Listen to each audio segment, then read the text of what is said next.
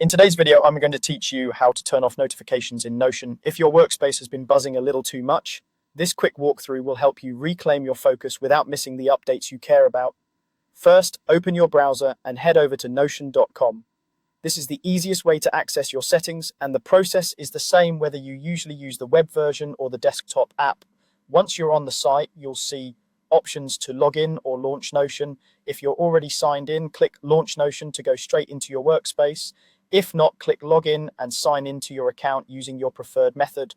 After you're in, give the page a second to load your workspace. Now, look to the left side of the screen for the sidebar.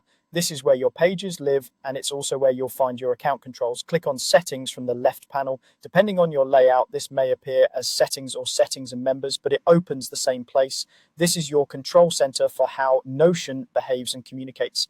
Inside Settings, find and click on Notifications. This is where Notion groups all your notification preferences, typically by channel such as email, desktop, or mobile push, and sometimes by event type like mentions, reminders, or page updates. Think of this page as your personal quiet mode dashboard. To reduce noise, disable all the toggles for the notifications you want to turn off. If you don't want any emails from Notion, turn off the email toggle. If desktop pings are distracting, switch off desktop or push notifications. You don't have to go all or nothing. Feel free to leave on the essentials like direct mentions and turn off the rest as you toggle things off. The change is saved automatically and the effect is immediate. You'll still be able to find updates inside Notion when you want them. You just won't be interrupted by alerts you don't need in real time. A quick tip, consider what truly needs your attention right away.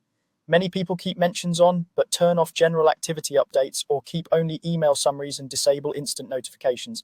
You can always come back here and fine-tune these settings later if your needs change. And that's it. You've successfully adjusted your Notion notifications to match your workflow and reduce distraction. Thanks for watching. Don't forget to like and subscribe.